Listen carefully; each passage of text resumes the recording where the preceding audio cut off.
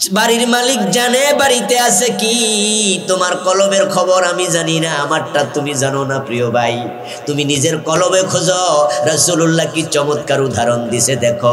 সেই তো প্রকৃত অর্থে মুমিন যে ব্যক্তি হবে ওই ওটের মতো, যে ওটের নাকের ভিতরে মালিক রশি ঢুকাইয়া দিছে। যে ওটের নাকের ভিতরে মালিক রশি ঢুকাইছে ওই ওটটা স্বাধীন না পরাধীন? মন মতো চলে না, মালিকের টান মতো। মালিক টান দিবে যেদিকে, কদম দেবে সেদিকে, উল্টা পাল্টা করলে নাকটা ছিঁড়ে যাবে। ঈমান আনার পরে আমার আল্লাহ কোরআনে যা বলছে, আমার রাসূল হাদিসে যা বলছে, ওই ওটের মতো মানতেই হবে। উল্টা পাল্টা করবা তোমার ঈমান ছিঁড়ে যাবে। আপনাদের কাছ থেকে একটু জানতে চাই, একটু জবাব দিন, শয়তান মুমিন না কাফের? যারা বলেন না তারাও বলুন, শয়তান মুমিন না কাফের? কোরআনে আসেনি আবা ওয়াস্তাকবারা ওয়া কানা মিনাল কাফিরিন? আমার আল্লাহ বলেন শয়তান কাফের হয়ে গেছে। তাহলে আমরা নিশ্চিত শয়তান কি? শয়তান কি? এবার বলুন তো, সে আল্লাহর কয়টা আইন মানে নাই? মাত্র একটা মানে নাই, কাফের হয়ে গেল। আমরা মানি না মোট কয়টা?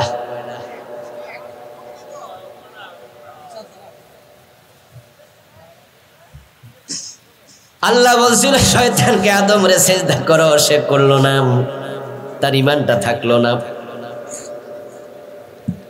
এখন আল্লাহর কোরআনের মাঝে আছে সর ধরে হাত কাটো, এই আইনটা আছে না নাই? 50 বছরের বাংলাদেশ কয়দিন কাটছেন?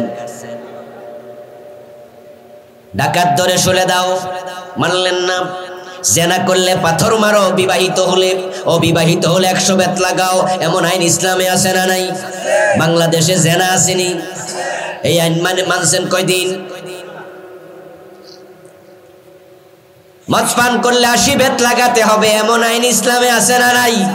হযরত ওমর তো নিজের ছেলেটাকেও রেহাই দেন নাই, মদ্যপানের অপরাধে প্রিয় পুত্রকে নিজ করে মেরেছ দোররা, মরেছে পুত্র তোমারই চোখের পরে। এখন বাংলাদেশের 50 বছর বয়সে 80 বেতের আইন একদিনও মানলেন না।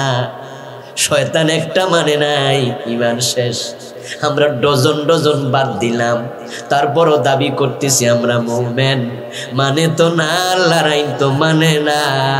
আমরা যারা মানতে বলি আমাদেরকে সহ্য করে না, মৌলবাদী বলে গালি দিয়া দেয়, রাজাকার বলে মামলা দিয়া দেয়, সুযোগ পাইলে ফাঁসিতেও ঝুলাইয়া দেয়। তোমরা মুমিন থাকলা কেমনে?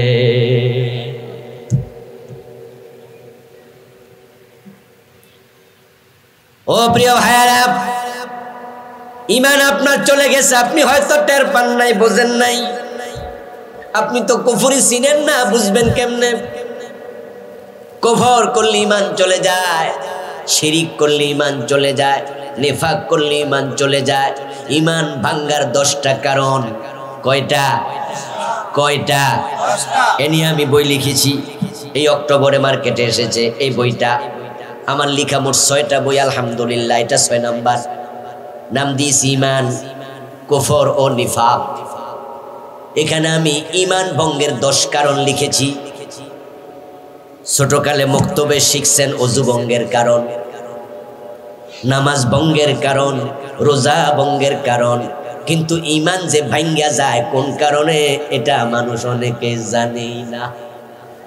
না যাই না, বিষ খাইলে কোনো অসুবিধা নাই না? অসুবিধা আছে।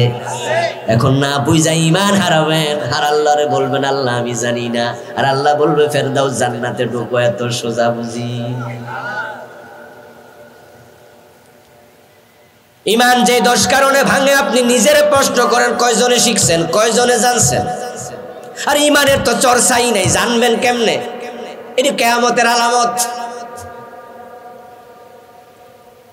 সাহাবী জুনদুব ইবনে আব্দুল্লাহ রাদিয়াল্লাহু তাআলা আনহু বলেন, কুন্না মান নবী সাল্লাল্লাহু আলাইহি ওয়াসাল্লাম ওয়া নাহনু ফিতিয়ানুন হাযাবিরা ফাতাআল্লামনাল ঈমানা কাল ক্বাবলা আন নাতাআল্লামাল কুরআনা। সুম্মা তাআল্লামনাল কুরআনা ফাজদাদনা বিহি ঈমানা।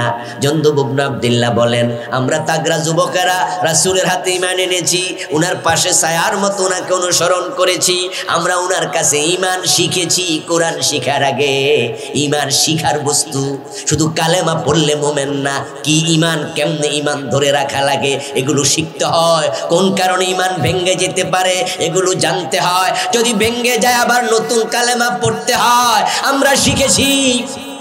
সুম্মা তাআল্লামনাল কুরআনা ফাজদাদনা বিহি ঈমানা। ঈমান শিখার পরে কোরআন শিখেছি, কোরআন শিখার কারণে ঈমান আমাদের বেড়ে গেছে।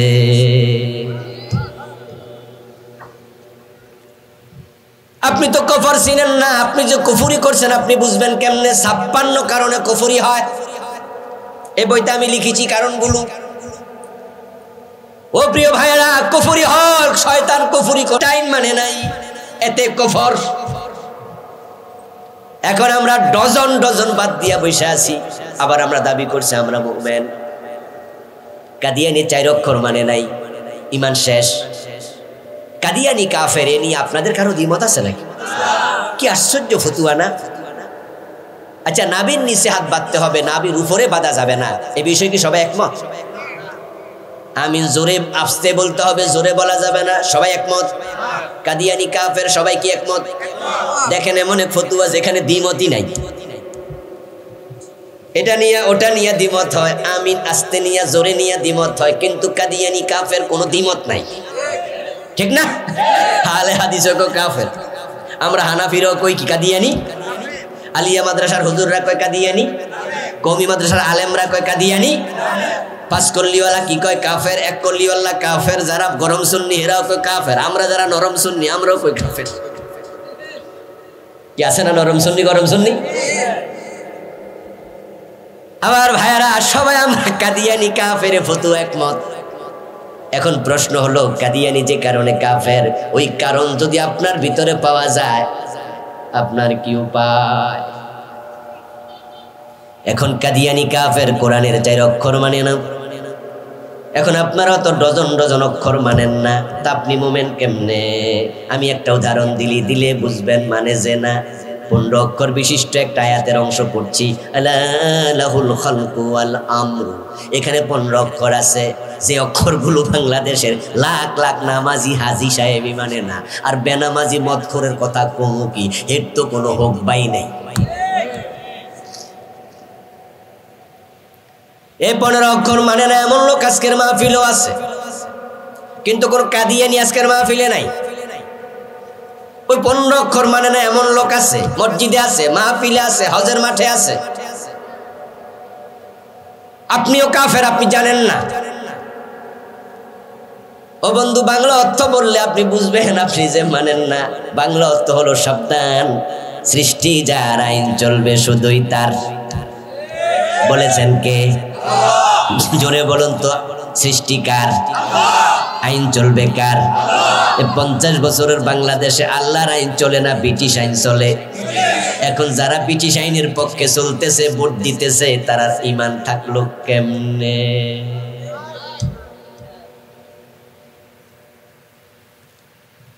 তাই আপনাকে ঈমান বুঝতে হবে প্রিয় ভাই। কুফর আছে যেখানে, আমরা নাই সেখানে। ইন্নাল আবদা লা ইয়াতাকাল্লামু বিল কালিমাতি মিন সাখাতিল্লাহি লা ইউলকি লাহা বালা ইয়াবি বিহা ফি জাহান্নাম। একটা কুফরি শব্দ মুখ দিয়ে বের হবে, ঈমান শেষ, এটার নাম কুফরি কালাম। প্রিয় নবী বলছেন, বান্দা এমন কথা বলবে হালকা ভাবে, সে বোঝে নাই কি বলেছে, অথচ ওই কথাটার কারণে আল্লাহ নারাজ হয়ে গেছে, তাকে জাহান্নামের মাঝে ধাক্কা দিয়া ফালাইয়া দিছে, সে জানেই না এই কথার কারণে ঈমান শেষ। এমন কথা বলবেন? নির্বাচনে আপনি নেতা, এলাকার মেম্বার, চেয়ারম্যান হবেন, নির্বাচনী মিটিংয়ে মাইক হাতে নিয়ে আপনি পাবলিককে ভাবলেন যে পাবলিকরে একটু ভালো করে ফার্ম দিলেই তো ভোট দেবে, তাই বললেন, ভাইয়েরা আমি দাঁড়িয়েছি, তবে আপনারাই তো সব, জনগণ সকল ক্ষমতার উৎস। এমন স্লোগান আসেনি? এমন কথা আসেনি বাংলাদেশে? কুফরি কালাম শেষ। হাযা শিরক, হাযা কুফর। কোরআন মাজিদে আছে আন্নাল কুওয়াতা লিল্লাহি জামিয়া, সকল ক্ষমতার উৎস কে? তা আপনি যে বললেন জনগণ, ওই আয়াতের উপর ঈমান আছে, এমন কথা বললেন, কুফরি হয়ে গেল, বুঝেনি না, ঈমান শেষ। ও প্রিয় ভাইরা, চিন্তার মাঝে বিভ্রান্তি ঢুকেছে। চিন্তায় কে বা কারা আমাদের সিলেবাসের ভিতরে ক্লাস 6 এর বইতে ঢুকাইয়া দিছে মানুষ নাকি আগে বান্দর ছিল। বাড়িতে যাইয়া ক্লাস 6 এর সমাজ বই দেখবেন, 114, 15, 16 এই 3 পৃষ্ঠায় খুঁজবেন, দেখবেন ওখানে বিবর্তনবাদ আছে, বান্দরের ছবি আছে। একবারে শুরুতে বান্দর, পরে একটু হালকা মানুষ মানুষ বাপ, পরে আরেকটু মানুষ, পরেরটা দেখবেন পুরা মানুষ। ওই মিস্টার ডারউইন নাকি গবেষণা করে দেখছে বান্দর মানুষ আছিল, আপনার মানুষ বান্দর আছিল, গাছে গাছে লাফালাফি করতে করতে লেজ পড়ে গেছে, পরে একটু ধাক্কা মাক্কা দিয়ে খারাইছে, মানুষ হয়ে গেছে। এখন আমাদের দেশে কিছু বান্দরের সন্তান এটা সিলেবাসে ঢুকাইয়া দিছে। এখন আদমের সন্তানরা নাকি বান্দরের সিলেবাস পড়া লাগবে। আলহামদুলিল্লাহ, আলেম ওলামারা প্রতিবাদ করেছে, জানুয়ারিতে বই দিছে, মাহফিলের সিজন, তাম বাংলাদেশের সব পক্ষের আলেম, সব মতবাদ দলের আলেম এই বিষয়ে প্রতিবাদ করেছে, সরকারের কাছে লোক পাঠাইছে, আলেমরা প্রধানমন্ত্রীর কাছে গেছে, শিক্ষামন্ত্রীর কাছে গেছে, স্বরাষ্ট্রমন্ত্রীর কাছে গেছে। স্বরাষ্ট্রমন্ত্রী মহোদয় সুস্পষ্টভাবে বলেছে, আমরা এটা বিশ্বাস করি না, আমরা বাদর ছিলাম, সিলেবাসে ঢুকাই লোকেরা, খোঁজ নিতে হবে। আলহামদুলিল্লাহ, পরবর্তী প্রধানমন্ত্রী সিদ্ধান্ত দিলেন এটা পড়া যাবে না, শিক্ষামন্ত্রী ঘোষণা দিছে আপাতত পড়া নিষেধ। যদি এটা সিলেবাসে থাকতো আমাদের সন্তানরা ক্লাস 6 বেঈমান হয়ে যেত।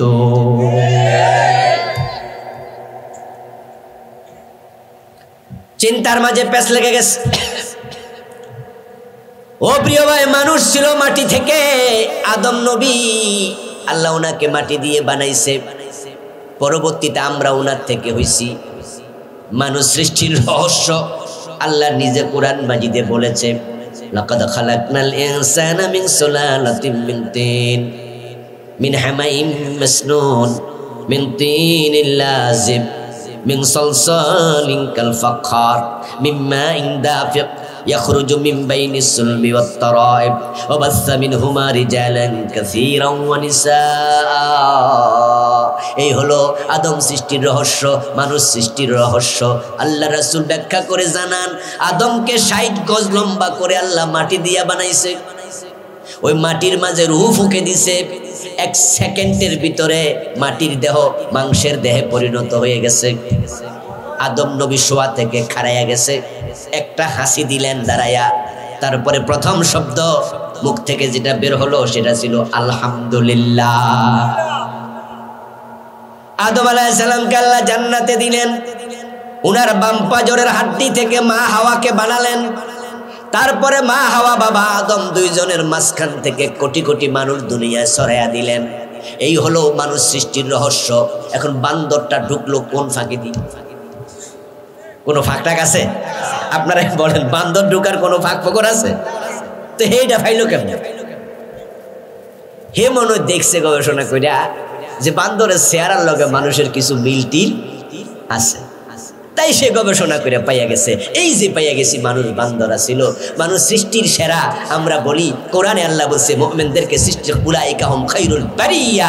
ও বেটা, মূলত নাস্তিক, সে মানুষকে ছোট করছে, কোরআন যেন মানুষ বিশ্বাস না করে সে বুঝাইয়া দিছে তোমরা সৃষ্টির সেরা হইলা কেমনে, তোমরা তো বান্দর আছিস। এখন বান্দরের সাথে মানুষের চেহারার মিল আছে, হনুমানের সাথে নাই। আপনারা হনুমান দেখছেন? তো হনুমানের চেহারা বান্দরের চেহারা তো একরকম, খেমছে। আচ্ছা, পাবদা মাছের সাথে বোয়াল মাছের মিল আছে না? তো কেউ যদি, আমিও গবেষণা করে দেখছি, বোয়াল মাছ পাবদা মাছের পূর্বপুরুষ। এই মিস্টার ডারউইন যে আসলে গবেষণার আগে কি পরিমাণ গাঁজা খাইছে আল্লাহ জানে। এগুলো তো মদ গাঁজাই খাইতো, ঠিক না? এখনো যেগুলো নাস্তিক অধিকাংশ মদ গাঁজা খায়, তবে আমার মনে হয় ব্যাটের মাত্রা একটু, অথবা সেটা ডেটও। এখন সে নাস্তিক, সে যা মন চায় বলুক, যা মন চায় লিখুক, আল্লাহ বলতে কেউ নাই এমন কথা বলার লোকও আছে না নাই? এমন কথা লিখার লোক আছে না নাই? এটা নিয়ে আমাদের কোনো মাথা ব্যথা আছে নাকি? তাসলিমা নাসরিন কত কইছে, কত নাস্তিকে কয়, কিন্তু একটা জায়গায় মাথা ব্যথা, নাস্তিকতা সিলেবাসে ঢুকানো যাবে না।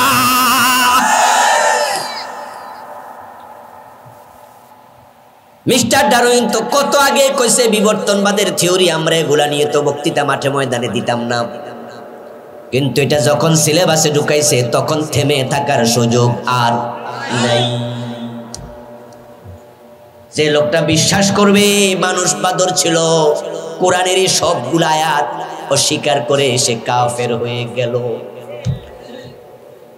আলহামদুলিল্লাহ আমাদের প্রতিবাদের কারণে সরকার এটা থামাইছে, এটা পরিবর্তন করা হবে। ঠিক আছে, সরকার পরিবর্তন করুক, কিন্তু যারা আমাদের বাচ্চাদেরকে নাস্তিক বানানোর জন্য, কাফের বানানোর জন্য ষড়যন্ত্র করে এটা সিলেবাসে ঢুকাইছে, এই জালেমগুলোকে বিচারের আওতায় আনা দরকার আছে না নাই? এবং এই বই পরিবর্তন করলে যে কোটি কোটি টাকা খরচ হবে, সরকার কাটতি দেবে কেন? সরকার এখানে ভর্তুকি কেন দেবে? আমি মনে করি কমিটিতে যারা ছিল তাদেরকে জরিমানা করে টাকা আদায় করা দরকার।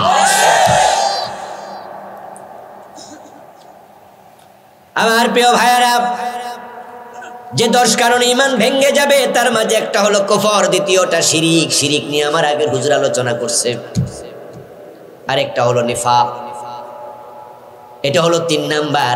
বলুন তো বাংলাদেশে মুনাফেক আছে না নাই? বরং মুনাফেকের সংখ্যা মুমিনের চেয়েও বেশি। এই মুনাফেকগুলোর কারণেই কোরআনের আইন কায়েম হয় না। আচ্ছা, কোরআন কি কোনো দলের কিতাব? কোন দলের কিতাব? তাহলে কোরআনের পক্ষে কথা বললেই দলের ভিতরে ট্যাগ লাগাইয়া দেয়, ঠিক না? কোরআনের আইনের কথা কইলেই আপনার একটা দলে ঢুকাই দিবে, আর ওই দলে ঢুকাইলে মামলা দিতে সোজা, ঠিক না? তখন আর হিসাব দেয়া লাগে না। এর জন্য আপনি কোরআনের আইনের পক্ষে কথা বলবেন, ট্যাগ লাগাই দিবে, উনি মন্তব্য করে। আমার বন্ধু, কোরআন তো কোনো দলের কিতাব নয়। এবার আপনারা একটু বলুন তো, কোরআনের মাঝে সমৃদ্ধি উন্নতি আছে না নাই? শান্তি শৃঙ্খলা আছে না নাই? দারিদ্রতা বিমোচনের নীতি আছে না নাই? এই কোরআন তো সবার জন্য কল্যাণকর, সবার জন্য উপকারী, হিন্দু বৌদ্ধের জন্য উপকারী। তোমরা মানুষেরা যে আইন বানাইছো, কোরআনে যে আইন আছে, এই 2 আইনের পার্থক্য আকাশ এবং জমিন। কোরআনের মত উত্তম কোন আইন আর কোথাও নেই। এই 50 বছরের বাংলাদেশে তোমরা আইন বানাইছো, এ পর্যন্ত তোমরা 17-18 বার আইন সংবিধান চেঞ্জ করছো, কারণ এটা আজকে দরকার, কালকে এটা দরকার নাই, আজকে উপযোগী কালকে অনুপযোগী। কিন্তু কোরআনকে সংবিধান যদি বানাইতা, কিয়ামত পর্যন্ত পরিবর্তনের প্রয়োজন হতো না।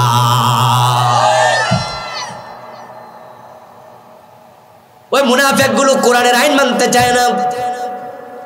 আল্লাহ তাআলা এটা কোরআনে বলছে, ইদা কিলা লাহুম তাআলাউ ইলা মা আনজালাল্লাহু ওয়া ইলার রাসূল রাআইতাল মুনাফিকিনা ইয়াসুদ্দুনা আনকা সুদুদা। ও প্রিয় নবী, যখন বলবেন কোরআনের কাছে আসো, হাদিসের কাছে আসো, আমরা এটা দিয়া হুকুম দিতে চাই, আইন বানাতে চাই, যারা মুনাফিক তারা আস্তে করে পাশ কেটে চলে যাবে, আপনার সাথে কোরআনের আইনের ব্যাপারে একমত হবে না।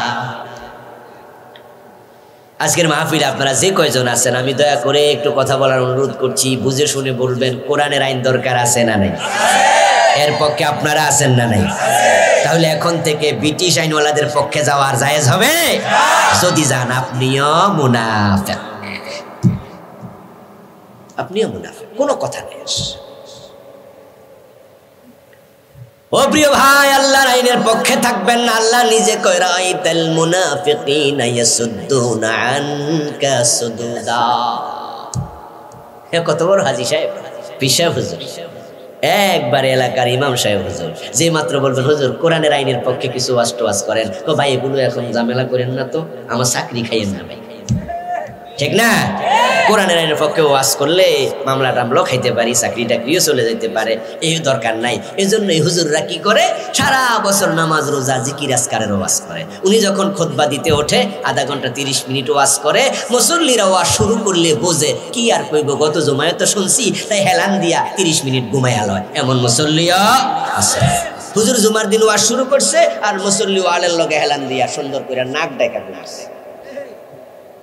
মুয়াজ্জিন যখন আল্লাহু আকবার কয় তখন লইরা মইরা উঠা কয় আরে হ্যাঁ টাইম হইছে,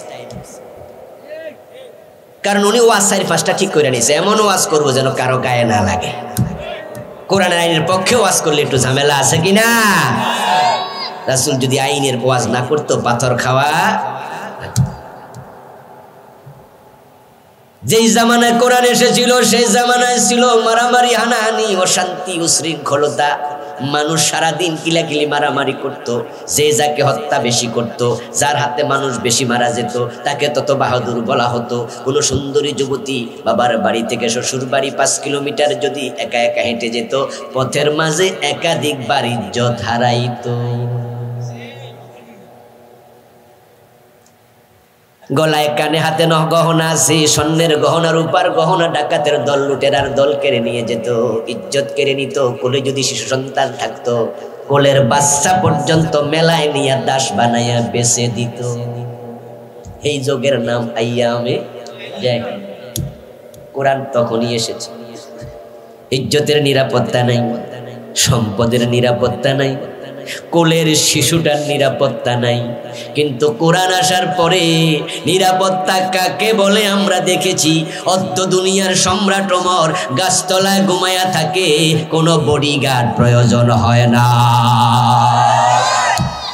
ঠিক না? ঠিক। শান্তি কাকে বলে? আপনারা সবাই শান্তি চান তো? শান্তি চাইলে কোরআনের আইন কেন কায়েম করে না? কেন করে না? কোরআনের আইনের মাঝে আছে সমৃদ্ধি। কোরআন যে যুগে এসেছিল ওই যুগে মানুষ না খাইয়া থাকতো 2 দিন 3 দিন। রাসূল নিজেও খাইতে পায় নাই, রাসূলের পরিবার খাইতে পায় নাই। হযরত আবু হুরায়রা বলেন, আমি 3 দিন লাগাতার না খাইয়া মসজিদ নববীর বারান্দায় পড়েছিলাম, খাবার নাই। ওই যে 1 গ্লাস দুধ আইছিল, ওই 1 গ্লাস দুধ 70 জন সাহাবী ভাগ করে খাইছিল। একটা হাদিস আছে না?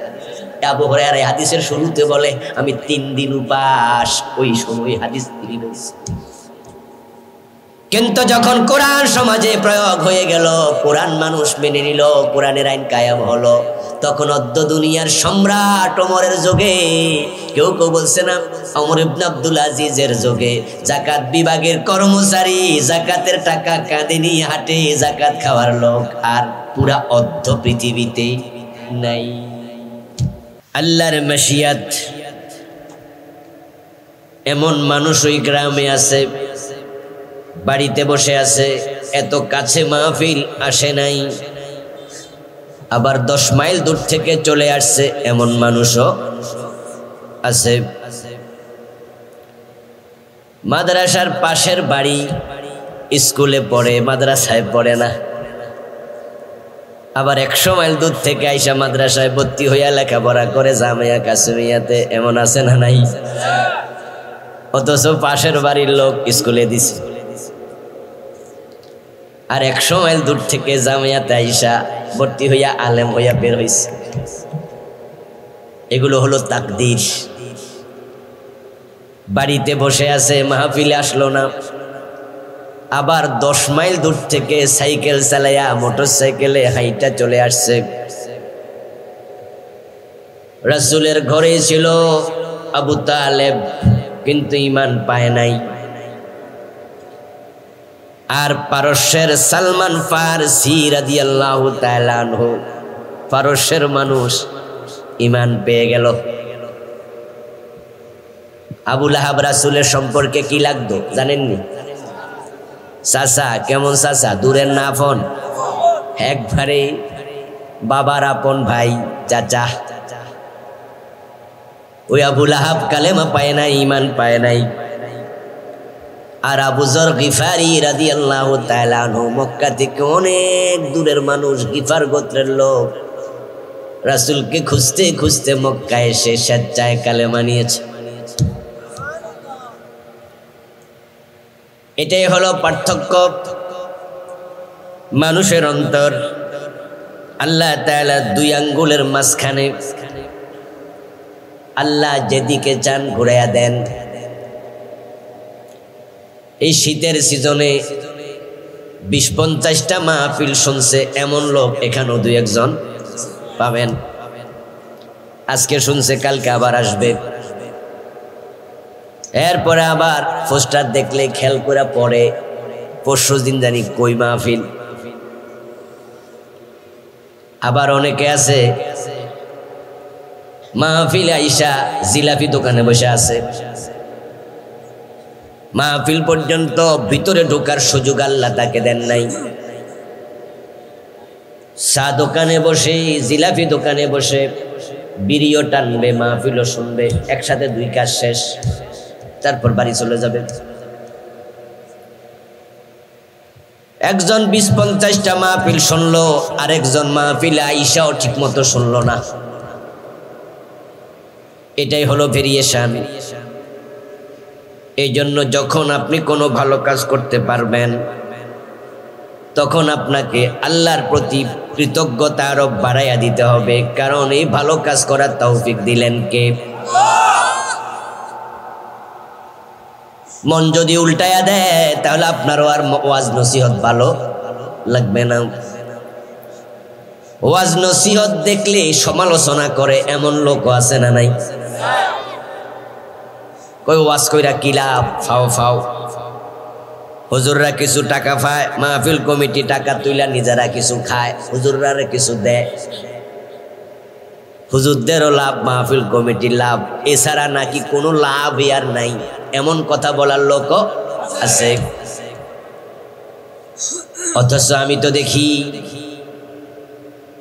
স্কুলে পড়ছে, মাদ্রাসায় জীবনে পড়ে নাই, স্কুল মাদ্রাসা কোনোটাতে পড়ে নাই, শুধু এই সিজনে মাহফিল শোনার কারণে এখনো 5 ওয়াক্ত নামাজ পড়ে, আল্লাহর ভয় কলিজায় সামান্য হইলেও আছে, হুজুরের ওয়াজ শুনে সুদ ছাইরা দিছে, এমন লোকও আছে না নাই?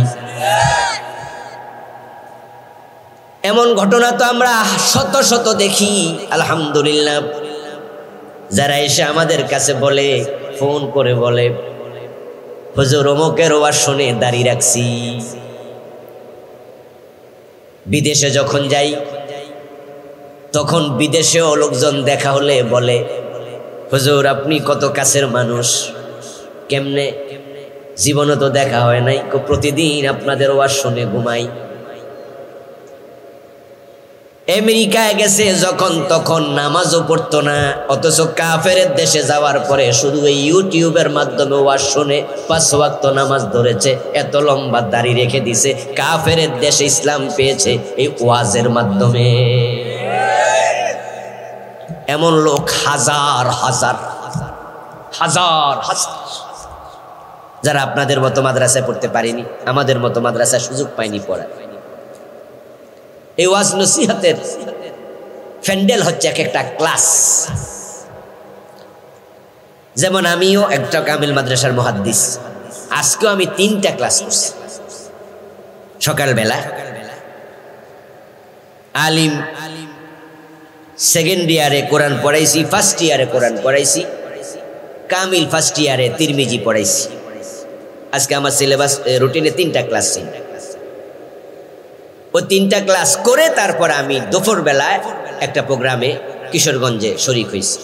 সকাল 10:15টার দিকে আমি বের হয়ে গেছি, সকাল 8টা থেকে আমি ক্লাস করলাম। 35 মিনিট করে ক্লাস করলাম 3টা, আর মাহফিলে সেখানে ওয়াজ করেছি 1 ঘন্টা 15 মিনিট, এর মানে প্রায় 2টা ক্লাস না, 35 দুগুণে 70, 1 ঘন্টা 15 মিনিট মানে হলো 75 মিনিট, 2টা ক্লাস করলাম। এখন আজকে এখানে এসে যদি আমি 1.5 ঘন্টা কথা বলি, আশা করি তাই হবে তাহলে 1.5 ঘন্টা হলো 90 মিনিট, তাহলে প্রায় আমার 3টা ক্লাস এখানে হবে। অথচ যারা আমার কামেল ক্লাসে ছিল তারা কিন্তু সবাই ফাজেল পাশ কইরা কামেল উঠছে। আর এখানের যে ক্লাসে আছে রিক্সাওয়ালাও আছে না নাই? হেফাজল পাশ করে বসা লাগছে। যারা আলেমে আজকে আমার কাছে ক্লাস করেছে তারা দাখিল পাশ করে উঠছে, অথচ মাদ্রাসার বারান্দায় জীবনে যায় নাই এমন লোক এই মাহফিলে আছে না নাই? তা আপনি তো আমার ক্লাস পেয়ে গেলেন একসাথে 3টা।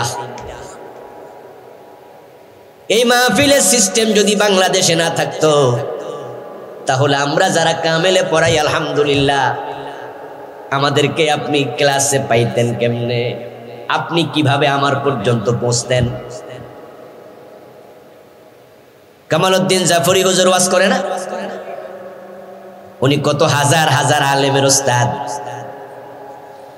এখন আপনারা 2-5 জন মিলে ওনার বাসায় চলে যাবেন।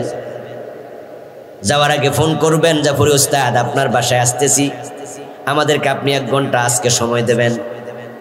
হুজুর বলবে এত সময় আমার হাতে নাই, পরে আইসেন। কোন দিন আসবো বলেন? হুজুর যদি আপনাকে সময় বের করেও দেয়, হুজুরের বাসায় গেলে এই 5 জন লাগাতার 1 ঘন্টা আপনাদেরকে পড়াবে, আমার তো মনে হয় না। 2-4-5 10 মিনিট কথা বলার পরে আবার বলবে চাটা খাইয়া যান। 5 জন মানুষকে 1 ঘন্টা লাগাতার উনি সময় দেবে। ওনার মতো ভিআইপি লোকের এত সময় নাই, হাজারো ব্যস্ততা, কিন্তু উনিও যদি মাহফিলে আসে লাগাতার 1.5 ঘন্টা, রিক্সাওয়ালাও তার সবক পায়। ঠিক না? কি সুন্দর সুযোগ। ও ভাইয়ারা আমার, মানুষ কয় ওয়াজে হেদায়েত নাই। আমি কই মিয়া তুমি মূর্খর মতো কথা বলো, কে বলেছে হেদায়েত নাই? ভণ্ডরা ওয়াজ করলে মানুষ যদি ভণ্ড হয়, আমাদের দেশে সুন্নি নামে একদল ভণ্ড বক্তা আছে না নাই? ওদের ওয়াজ শুনে মানুষ কি ভণ্ডামি করছে না? ওরা যখন লাফায় স্টেজের মাঝে তখন শ্রোতারা কি লাফায় না? তো তাহলে বোঝা গেল ভণ্ডামির প্রভাব তো আছে। তো আমরা যদি ভণ্ডামি না করে রুহানি ওয়াজ করি, এটার প্রভাব কেন থাকবে না? এটারও প্রভাব।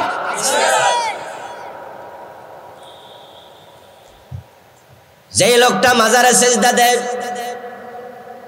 আমার এই মাহফিলে যদি আমি বলি মাজারে সেজদা দেয়া শিরিক,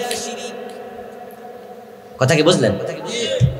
আমি যদি বলি মাজারে সেজদা দেয়া শিরিক, যে লোকটা গতকালকে মাজারে সেজদা দিছে, আমার এই কথা শোনার সাথে সাথে তার নেটওয়ার্ক, তার মোবাইলের মাঝে যেমন টিপ দিলে নেটওয়ার্ক যায় 01718, এরপরে আপনার 212325 টিপ মারছেন, এই নাম্বার যার কাছে আছে ওর কাছে কিন্তু বাইজা উঠছে। ঠিক যেই মাত্র বলছি কবরে সেজদা দেয়া শিরিক, যে বেটা সেজদা দিছে এ বেটার নেটওয়ার্কে কিন্তু ধাক্কা খাইছে। ঠিক না? এ বেটা মনে মনে করবো সারছে কাম, কালকে তো আমি এই কাম করছি। আরে কবরে সেজদা দেয়া শিরিক, এই হুজুরে কি কয় রে? এই কাম তো আমি কালকে করছি। এবার কবরে সেজদা দেয়া কেন শিরিক, যদি আমি এই বিষয়ে 10 মিনিট সুন্দর করে তারে বুঝাই, এখানে মাহফিলে বলি, ওই লোকটা শোনার পরে মনে মনে বলতে পারে তাহলে তো আমারও তাওবা করা লাগবে। তা আপনারা যে কইলেন মাহফিল কইরা লাভ নাই, কে বলল আপনাকে কথা? এটা আল্লাহর মেহেরবানি, বাংলাদেশে কালচারটা আছে। না হয় যেভাবে জি বাংলা ঢুকছে, স্টার জলসা ঢুকছে, 24 ঘন্টা টেলিভিশনে সিনেমা চলতেছে, এই 6 মাস শীতের সিজন যদি মাহফিল না থাকতো এদেশের যুবকেরা পথহারা হয়ে যেত।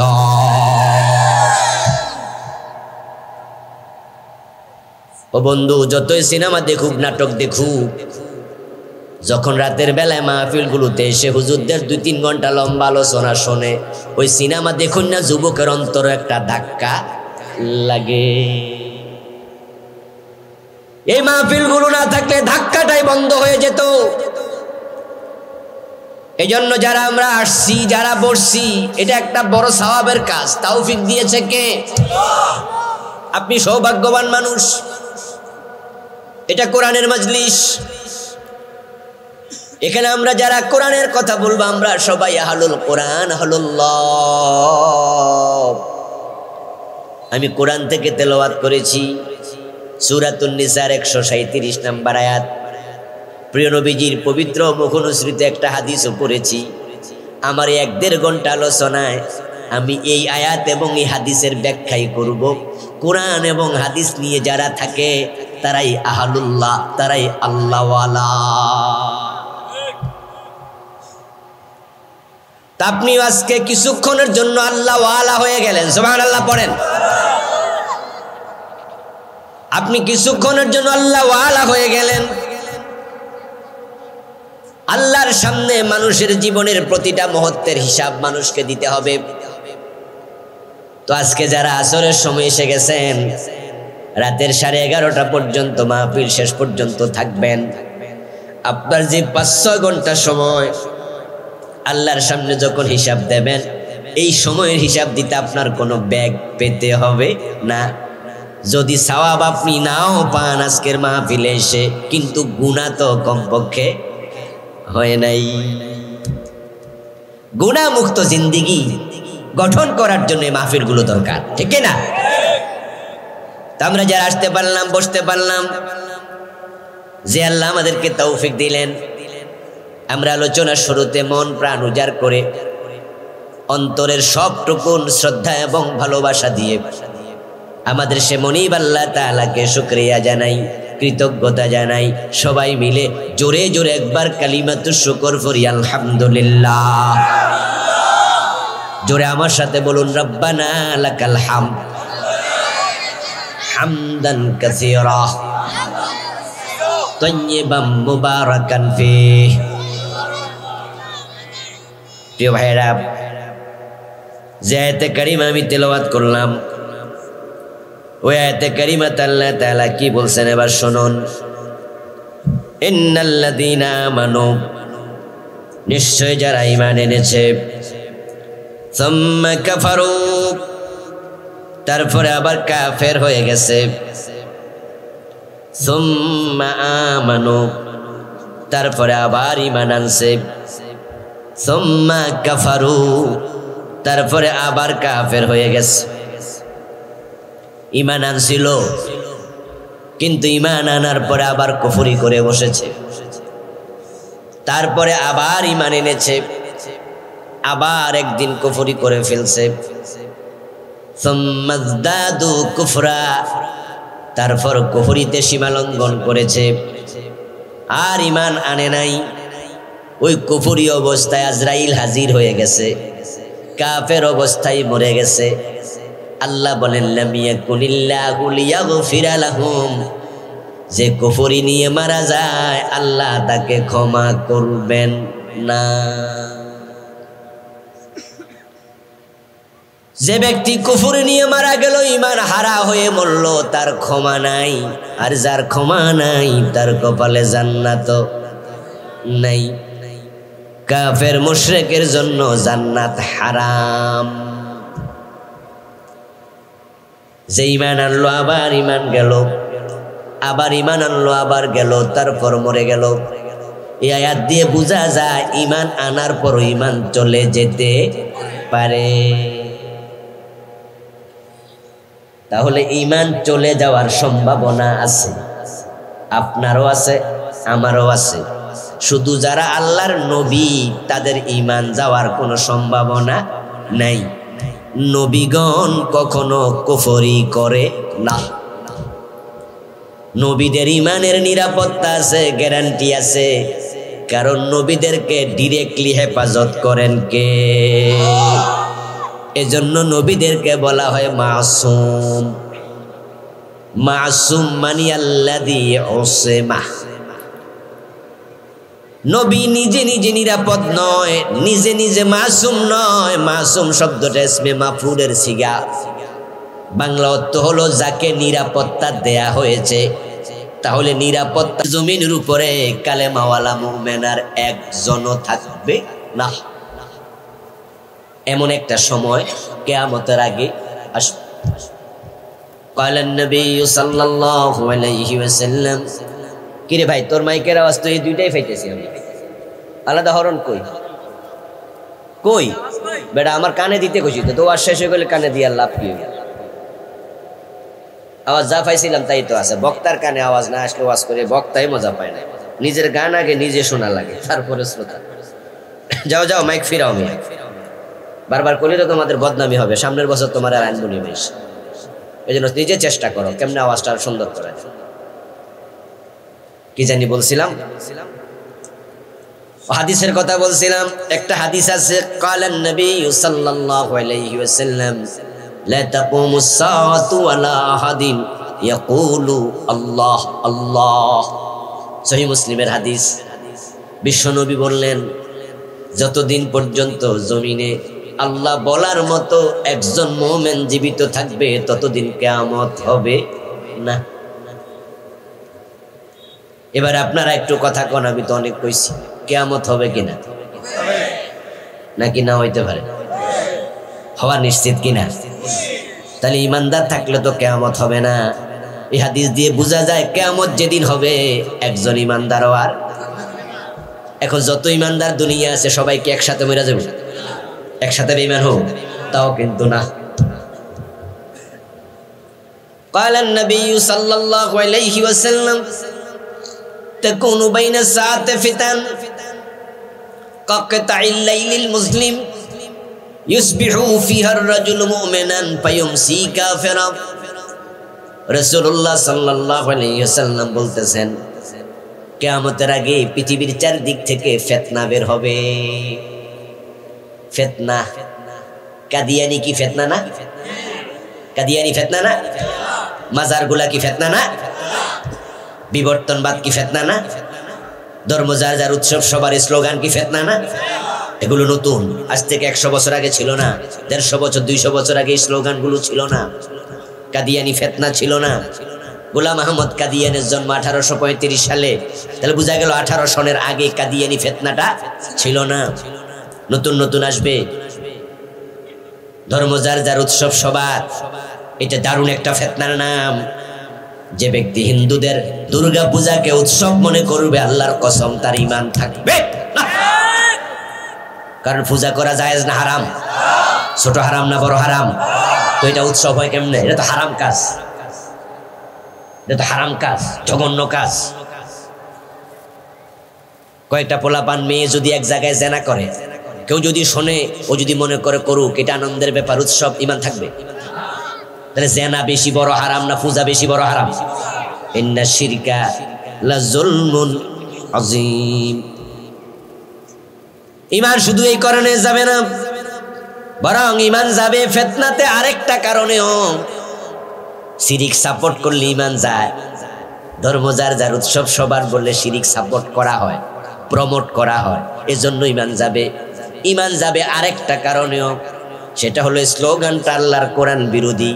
কোরআনের বিরুদ্ধে কথা বললে ঈমান থাকে না। ওই কোরআনের মাঝে আছে লাকুম দীনুকুম ওয়ালিয়া দীন, তোমার ধর্ম তোমার, আমার ধর্ম আমার। হিন্দুদের ধর্ম, বৌদ্ধদের ধর্ম, আমাদের ইসলাম ধর্ম এক না আলাদা? তাহলে কথা হবে ধর্ম যার, উৎসব তার, ঠিক না? যেহেতু এটা আলাদা, আল্লাহ স্লোগান দিছে লাকুম দীনুকুম, তোমার ধর্ম তোমার, আমার ধর্ম আমার। তাই স্লোগান হবে ধর্ম যার যার, উৎসব তার তার। কিন্তু আপনি কি কইলেন? ধর্ম যার যার, উৎসব নাকি সবার। কোরআনের আয়াতের বিরোধী কথা, ঈমান শেষ। এই ফিতনাটা আজ থেকে 15-20 বছর আগেও। তাকুনু বাইনা সাআতে ফিতান কাকিতাইল লাইলিল মুসলিম। বিশ্বনবী বলছেন কিয়ামতের আগে ফিতনা বের হবে অন্ধকার রাতের ফিতনার, অন্ধকার রাতের মতো। সূর্য ডোবার পরে পূর্ব পশ্চিম উত্তর দক্ষিণ চারিদিক থেকে অন্ধকার একসাথে ধেয়ে আসে। সূর্য ডুবে গেছে, চারিদিক থেকে অন্ধকার নেমে আসে। কিয়ামতের আগে ফিতনা পৃথিবীর চারিদিক থেকে আসবে। ইউসবিহু ফিহার রাজুলু মুমিনান ওয়া ইউমসি কাফিরা। তখন মানুষগুলোর অবস্থা হবে, সকাল বেলায় ঈমান থাকবে, সন্ধ্যা বেলায় কাফের হয়ে যাবে।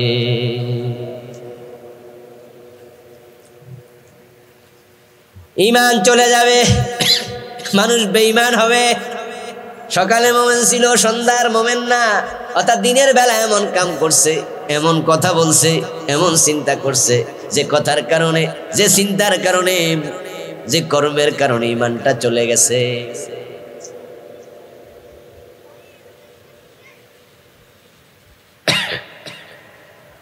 আমার প্রিয় ভাইয়েরা, ওয়ায়ুমসি মুমিনান ফায়ুসবিহু কাফিরা। হাদিসের দ্বিতীয় অংশ, সন্ধ্যা বেলায় মুমিন ছিল, কিন্তু সকাল বেলা ঘুম থেকে যখন উঠছে তখন সে কাফের। কারণ রাতের বেলা এমন কাম করছে যে কামের কারণে, এমন কথা বলছে যে কথার কারণে ইমান চটকি রে ভাই। জিকির করুন লা ইলাহা ইল্লাল্লাহ। ভাই একটু চাটা দিন, তোমার মাইকের কারণে কণ্ঠে আমার খুব চাপ পড়ছে। তবে চিনি দিয়েন না সাহেব, একটু চিনি ছাড়া দিয়েন।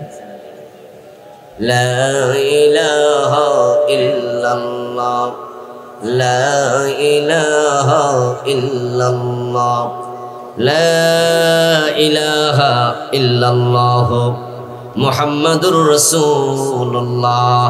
আমার প্রিয় ভাইরা, বলতেছিলাম রাতের বেলা এমন কোন কাম করছে, এমন কোন কথা বলছে, এমন কোন চিন্তা করছে, সকাল হওয়ার আগে বেঈমান হয়ে গেছে। এমন একটা জামানা আসবে, কিন্তু মানুষগুলো বুঝবে না, তারা যে বেঈমান এটা বুঝবে না।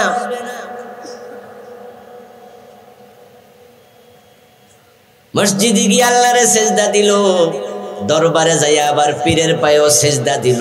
এমন লোক বাংলাদেশে আছে না নাই? ইমানটা আছে না গেছে?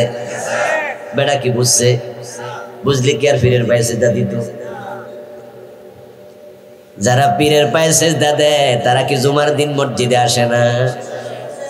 আল্লাহর সামনে দাঁড়াইয়া কি কয়? ইয়াকা নাবুদু ওয়া ইয়াকা নাস্তাঈন। আল্লাহ তোমার কাছে চাই, তোমার কাছে প্রার্থনা করি, আমি শুধু তোমার ইবাদত করি।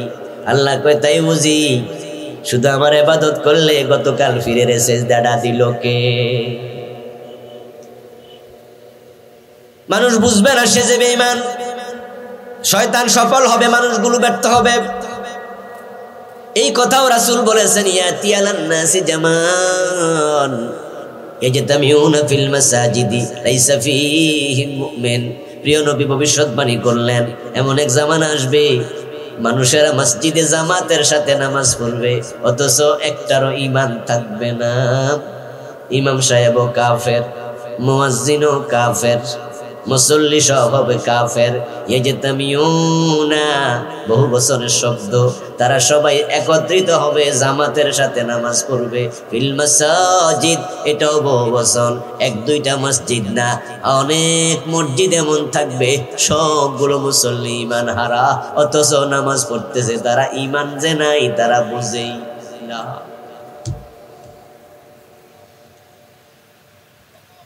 ও ভাইয়েরা, ঈমান হারার সংখ্যা বেড়ে যাবে। এবার আপনাদের কাছে আর একটা প্রশ্ন করব, বুঝলে জবাবটা জোরে দিয়েন। কিয়ামত কি পিছাচ্ছে দিন দিন না আগাচ্ছে? উত্তর সঠিক। তো কিয়ামত যদি আগায়, ঈমানদার দিন দিন বাড়বে না কমবে? কিন্তু বাংলাদেশে তো উল্টা। 1971 সালে মানুষ ছিল 7.5 কোটি, 50 লাখ বাদ দেন অমুসলিম, তাহলে মুসলমান ছিল 7 কোটি। এখন 2023 মানুষ হয়ে গেছে প্রায় 18 কোটি। 2 কোটি যদি অমুসলিম বাদ দেন, মুসলমান হয়ে গেছে 16 কোটি। ছিল 7 কোটি, এখন হয়েছে 16 কোটি। মুসলমান কমছে না বাড়ছে? আগামী 10 বছর পরে 16 কোটি থাকবে না আরো বাড়বে? তাহলে বাংলাদেশে যেমনে বাড়তেছে, একজন মুসলমান থাকলে তো কিয়ামত হবে না, তাহলে আমাদের ঠেলায় তো আপাতত কিয়ামত বন্ধ। হাদিস কিন্তু সহিহ মুসলিমের হাদিস, একজন মুসলমান মুমিন থাকলে কিয়ামত হবে না। তো আমরা তো অলরেডি 16 কোটি। আরে কথা বলি, 16 কোটি আমরা, কয়দিন পরে 18 কোটি 20 কোটি হয়ে যাবো। তাইলে আপাতত নাকে তেল দিয়া ঘুমান যাইব, কিয়ামতের কোনো সম্ভাবনা নাকি? ও প্রিয় ভাই, সাবধান। قال النبي صلى الله عليه وسلم الكيس من دان نفسه وعمل لما بعد الموت।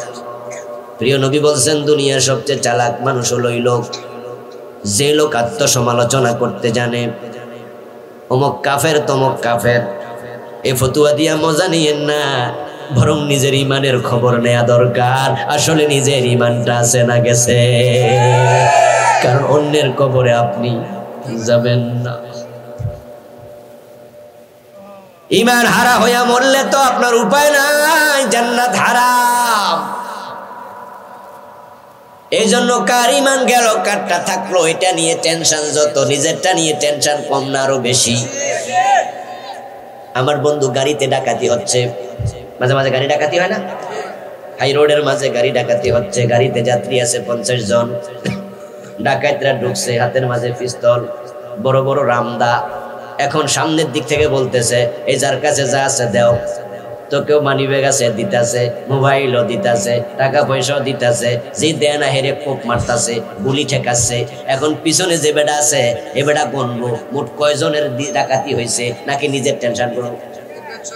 এ কি গণবো 1 2 3 এরকম?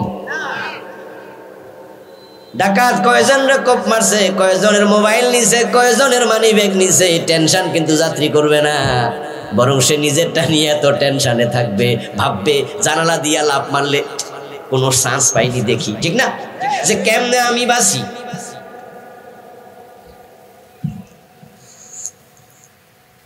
ও বেটার টেনশন হলো আমি নিজে কেমনে বাঁচি।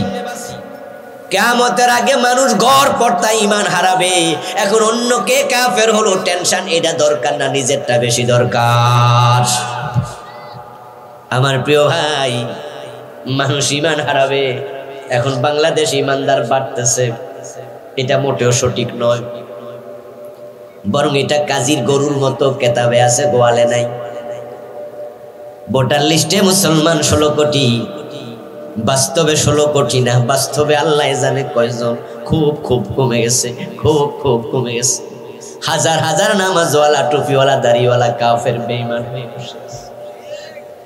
এই দেশে 92% মুসলমান লাগে না, এত মুসলমান দরকার হয় না, শুধু 51% মুসলমান যদি বাস্তবে থাকতো অনেক আগে আল্লাহর কোরআনের আইন কায়েম হয়ে যেত, অনেক আগে কায়েম হয়ে যেত। কারণ আপনি তো ইমানওয়ালা হয়েছেন, ইমানওয়ালা যারা তারা কোরআনের আইনের বিরুদ্ধে যেতে পারে, তারা তো ইমান আনছে এই কথা বইলা আমানতু বিল্লাহি কামা হুয়া বিআসমাইহি ওয়া সিফাতিহি ওয়া কাবিলতু জামিআ আহকামিহি ওয়া আরকানিহি, এটা তো আপনার ইমান। আমি আল্লাহর উপর ইমান এনেছি, যেভাবে তার নাম এবং তার সিফাত সহ তিনি আছেন। তারপরে এবার বলছেন ওয়া কাবিলতু জামিআ আহকামিহি, এবং আমি আল্লাহর যত হুকুম আছে সব কবুল করে নিয়েছি।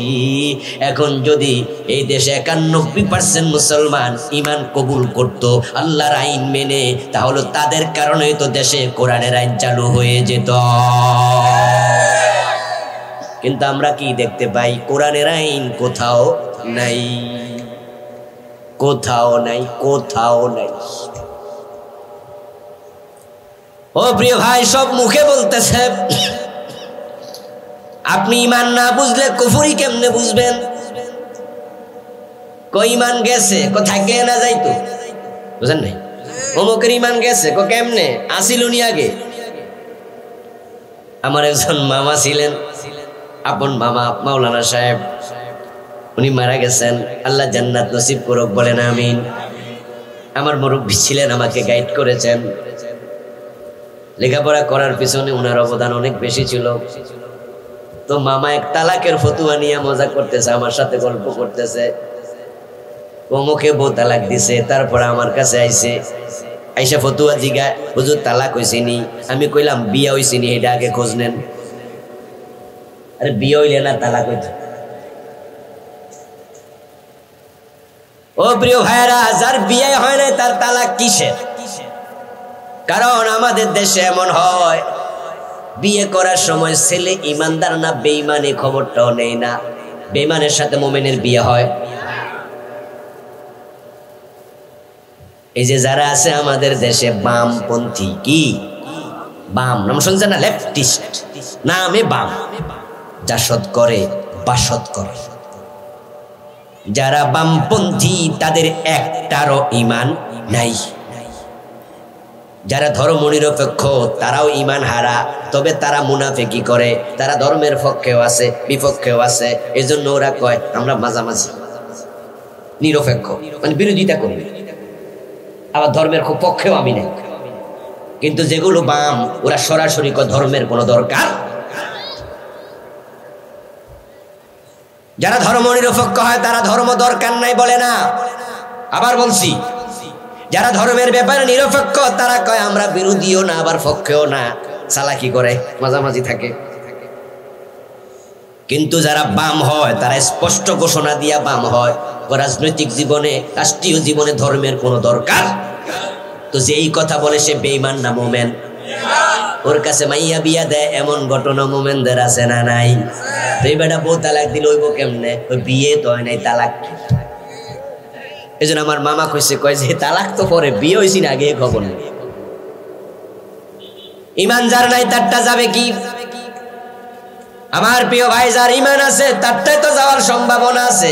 এখন ঈমান কি? আগে ঈমানটা জানা দরকার। কালেমা পড়ার নাম ঈমান নয় রে ভাই।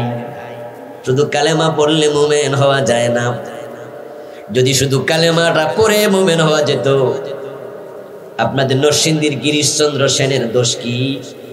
কোরআনের বঙ্গানুবাদ করার সময় লা ইলাহা ইল্লাল্লাহ এই কালেমা ভাই গিরিশচন্দ্র সেন পড়ে নাই, লিখে নাই, বলে নাই, গবেষণা করে নাই। কিন্তু মারা যাওয়ার পরে আপনারা জানাজার নামাজ পড়ছেননি। আমরা তো কুমিল্লার মানুষ, আমরা হয়তো পড়ি নাই, নরসিংদীর মানুষ পড়ছি।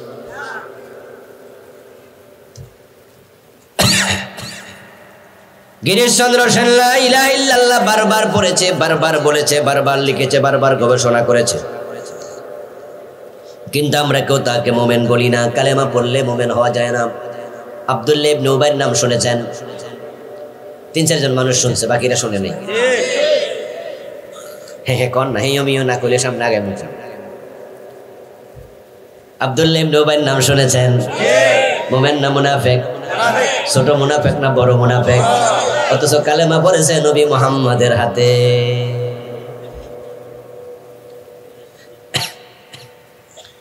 আপনি তো কালেমা পড়ছেন, আমি কালেমা পড়ছি মক্তবের হুজুরের কাছে, ঠিক না? ছোটবেলা মক্তবে পড়ছি আমরা, অধিকাংশ তো কালেমা মক্তবে শিখছি। এখন আব্দুল্লাহ ইবনে উবাই কালেমা পড়েছে স্বয়ং মুহাম্মাদুর রাসূলুল্লাহ সাল্লাল্লাহু আলাইহি সাল্লামের হাতে, কিন্তু এই কালেমা পড়ার পর সে মুমিন নয়। তাহলে বোঝা গেল ঈমান কি, এটা বুঝতে হবে। ঈমান আনার জন্য কালেমা পড়িতেই হবে, কালেমা কিন্তু লাগবে। তবে সব কালেমাওয়ালা কিন্তু মুমিন না, কিছু কালেমাওয়ালা মুমিন। এখন ওই কোন কিছু মানি কারা মুমিন এবার শুনুন। ঈমান মানে হলো এ কোরআন মাজিদের বিসমিল্লাহর বা থেকে মিনাল জিন্নাতি ওয়ান নাসের সিন পর্যন্ত যত হরফ আছে, যত মেসেজ আছে, সবগুলো একসাথে গ্রহণ করে কালেমা পড়ার নাম ঈমান। কিছু মানি কিছু মানি না, এই চিন্তা মাথায় রেখে কোটিবার কালেমা পড়লো মুমিন হওয়া যায় না।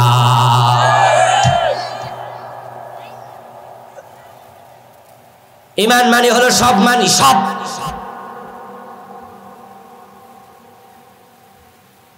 যদি আপনি দুই একটা না মানেন তাহলে আপনি মুমিন নন। কাদিয়ানির নাম শুনছেন? এটাও হে না কয় না রে ভাই, নাম শুনেছেন? কালেমা পড়ে না, নামাজ পড়ে না, রোজা রাখে না, টুপিদারি নাই, মুমিন না কাফের? ওই যে প্রিয় নবীর হাদিস, এমন জামানা আসবে মসজিদে মুসল্লি থাকবে একটাও মুমিন না। এই হাদিস তো কাদিয়ানীদের মসজিদের দিকে তাকাইলে বাস্তবে মিলে গেছে। ইমাম ও কাদিয়ানী, মুয়াজ্জিন, মুসল্লি সব নামাজ পড়ছে 5 ওয়াক্ত জামাতের সাথে, কিন্তু ঈমান আছে কয়জনের? এখন প্রশ্ন হলো তাদের অপরাধটা কি? অপরাধ হলো তারা কোরআন মাজিদের একটা মেসেজ মানে না। কয়টা? বিশ্ব নবী, শেষ নবী, এমন একটা মেসেজ কোরআনে আছে না নাই? ওখানে অক্ষর হলো 4টা, খা আলিফ তা মিম। এ খাতামান নবিয়্যিন, রাসূলুল্লাহ আল্লাহ খাতাম শব্দ দিয়ে কইছে উনি শেষ, উনার পরে আর নবী নাই।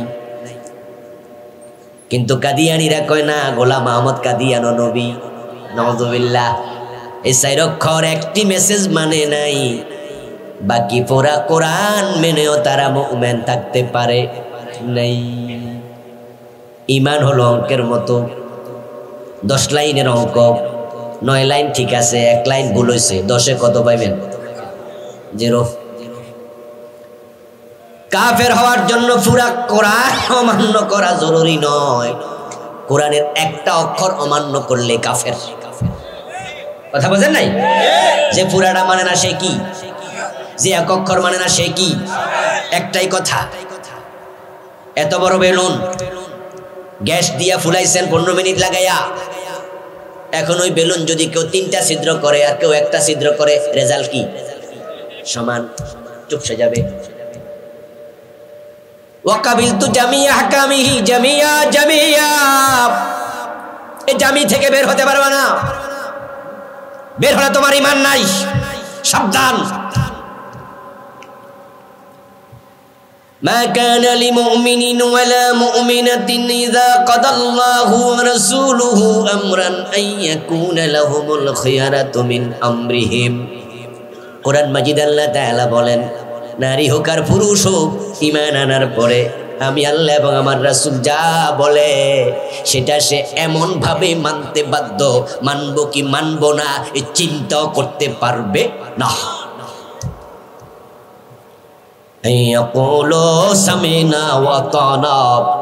বরং মুমিনদের একটা কথাই সব সময় হবে, শুনলাম আর মানলাম, শুনলাম আর শুনতে দেরি, মানতে দেরি। এই আয়াতগুলাকে বোঝানোর জন্য প্রিয় নবী একটা চমৎকার উদাহরণ দিয়েছেন। قال النبي صلى الله عليه وسلم المؤمن كالجمل الأنف حيثما قيد انقاد। আমার রাসূল বলেন, কে মুমিন কে কাফের শোনো, নিজের খোঁজো। আত্মটাইম মানে নাই, এতে কুফর। এখন আমরা ডজন ডজন বাদ দিয়া বসে আছি, আবার আমরা দাবি করছি আমরা মুমিন। কাদিয়ানি 4 অক্ষর মানে নাই, ঈমান শেষ। কাদিয়ানি কাফের, এ নিয়ে আপনাদের কারো দ্বিমত আছে নাকি? কি আশ্চর্য ফতুয়া না? আচ্ছা, নাবির নিচে হাত বাঁধতে হবে, নাবির উপরে বাঁধা যাবে না, এই বিষয়ে কি সবাই একমত? আমিন জোরে আস্তে বলতে হবে, জোরে বলা যাবে না, সবাই একমত? কাদিয়ানি কাফের, সবাই কি একমত? দেখেন এমন এক ফতুয়া যেখানে দ্বিমতই নাই, এটা নিয়ে ওটা নিয়ে দ্বিমত হয়, আমিন আস্তে নিয়ে জোরে নিয়ে দ্বিমত হয়, কিন্তু কাদিয়ানি কাফের কোনো দ্বিমত নাই, ঠিক না? আলে হাদিসও কাফের, আমরা হানাফিরও কই কি কাদিয়ানি, আলিয়া মাদ্রাসার হুজুররা কয় কাদিয়ানি, কওমি মাদ্রাসার আলেমরা কয় কাদিয়ানি, 5 কল্লিওয়ালা কি কয় কাফের, 1 কল্লিওয়ালা কাফের, যারা গরম সুন্নি এরাও কয় কাফের, আমরা যারা নরম সুন্নি আমরাও কই কাফের। কি আছে না নরম সুন্নি গরম সুন্নি? আমার ভাইয়ারা, সবাই আমরা কাদিয়ানি কাফের ফতুয়া একমত। এখন প্রশ্ন হলো, কাদিয়ানি যে কারণে কাফের, ওই কারণ যদি আপনার ভিতরে পাওয়া যায়, আপনার কি উপায়? এখন কাদিয়ানি কাফের, কোরআনের 4 অক্ষর মানে না। এখন আপনারা তো ডজন ডজন অক্ষর মানেন না, তা আপনি মুমিন কেমনে? আমি একটা উদাহরণ দিলে বুঝবেন, মানে যে না। 15 অক্ষর বিশিষ্ট একটা আয়াতের অংশ পড়ছি, আলা লাহুল খালকু ওয়াল আমরু। এখানে 15 অক্ষর আছে, যে অক্ষরগুলো বাংলাদেশের লাখ লাখ নামাজি হাজি সাহেবই মানে না, আর বেনামাজি মদখোরের কথা কমু কি, এর তো কোনো হোক বাই নেই। এই 15 অক্ষর মানে না এমন লোক আজকের মাহফিলও আছে, কিন্তু কোন কাদিয়ানি আজকের মাহফিলে নাই। ওই 15 অক্ষর মানে না এমন লোক আছে, মসজিদে আছে, মাহফিলে আছে, হজের মাঠে আছে। আপনিও কাফের, আপনি জানেন না। ও বন্ধু, বাংলা অর্থ বললে আপনি বুঝবেন, আপনি যে মানেন না। বাংলা অর্থ হলো সাবধান, সৃষ্টি যার, আইন চলবে শুধুই তার। বলেছেন কে? জোরে বলুন তো, সৃষ্টিকার। আইন চলবে কার? 50 বছরের বাংলাদেশে আল্লাহর আইন চলে না, ব্রিটিশ আইন চলে। এখন যারা ব্রিটিশ আইনের পক্ষে চলতেছে, ভোট দিতেছে, তারা ঈমান থাকলো কেমনে?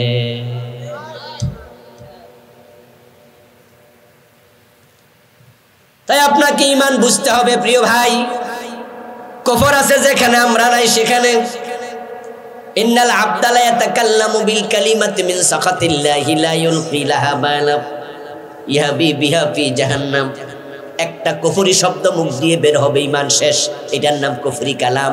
প্রিয় নবী বলছেন, বান্দা এমন কথা বলবে হালকা ভাবে, সে বোঝে নাই কি বলেছে, অথচ ওই কথাটার কারণে আল্লাহ নারাজ হয়ে গেছে, তাকে জাহান্নামের মাঝে ধাক্কা দিয়া ফালাইয়া দিছে। সে জানেই না এই কথার কারণে ঈমান শেষ। এমন কথা বলবেন? নির্বাচনে আপনি নেতা, এলাকার মেম্বার, চেয়ারম্যান হবেন, নির্বাচনী মিটিংয়ে মাইক হাতে নিয়ে আপনি পাবলিককে ভাবলেন যে পাবলিকের একটু ভালো করে ফার্ম দিলেই তো ভোট দেবে, তাই বললেন, ভাইয়েরা আমি দাঁড়িয়েছি, তবে আপনারাই তো সব, জনগণ সকল ক্ষমতার উৎস। এমন স্লোগান আসেনি? এমন কথা আসেনি বাংলাদেশে? হে কুফরি কালাম শেষ। হাযা শিরক, হাযা কুফর। কোরআন মাজিদে আছে, আন্নাল কুওয়াতা লিল্লাহি জামিয়া, সকল ক্ষমতার উৎস কে? তা আপনি যে বললেন জনগণ, ওই আয়াতের উপর ঈমান আছে, এমন কথা বললেন, কুফরি হয়ে গেল, বুঝেনি না, ঈমান শেষ। ও প্রিয় ভাইরা, চিন্তার মাঝে বিভ্রান্তি ঢুকেছে। চিন্তায় কে বা কারা আমাদের সিলেবাসের ভিতরে ক্লাস 6 এর বইতে ঢুকাইয়া দিছে মানুষ নাকি আগে বান্দরা ছিল। বাড়িতে যাইয়া ক্লাস 6 এর সমাজ বই দেখবেন, 114, 15, 16 এই 3 পৃষ্ঠায় খুঁজবেন, দেখবেন ওখানে বিবর্তনবাদ আছে, বান্দরের ছবি আছে। একবারে শুরুতে বান্দর, পরে একটু হালকা মানুষ, মানুষ বাপ, পরে আরেকটু মানুষ, পরেরটা দেখবেন পুরা মানুষ। ওই মিস্টার ডারউইন নাকি গবেষণা করে দেখছে, বান্দর মানুষ আছিল, আপনার মানুষ বান্দর আছিল, গাছে গাছে লাফালাফি করতে করতে লেজ পড়ে গেছে, পরে একটু ধাক্কা মাক্কা দিয়ে খারাইছে, মানুষ হয়ে গেছে। এখন আমাদের দেশে কিছু বান্দরের সন্তান এটা সিলেবাসে ঢুকাইয়া দিছে। এখন আদমের সন্তানরা নাকি বান্দরের সিলেবাস পড়া লাগবে। আলহামদুলিল্লাহ, আলেম ওলামারা প্রতিবাদ করেছে, জানুয়ারিতে বই দিছে, মাহফিলের সিজন, তাম বাংলাদেশের সব পক্ষের আলেম, সব মতবাদ দলের আলেম এই বিষয়ে প্রতিবাদ করেছে, সরকারের কাছে লোক পাঠাইছে, আলেমরা প্রধানমন্ত্রীর কাছে গেছে, শিক্ষামন্ত্রীর কাছে গেছে, স্বরাষ্ট্রমন্ত্রীর কাছে গেছে। স্বরাষ্ট্রমন্ত্রী মহোদয় সুস্পষ্টভাবে বলেছে, আমরা এটা বিশ্বাস করি না, আমরা বাদর ছিলাম, সিলেবাসে ঢুকাই লোকেরা, খোঁজ নিতে হবে। আলহামদুলিল্লাহ, পরবর্তী প্রধানমন্ত্রী সিদ্ধান্ত দিলেন এটা পড়া যাবে না, শিক্ষামন্ত্রী ঘোষণা দিছে আপাতত পড়া নিষেধ। যদি এটা সিলেবাসে থাকতো আমাদের সন্তানরা ক্লাস 6 এ বেঈমান হয়ে যেত।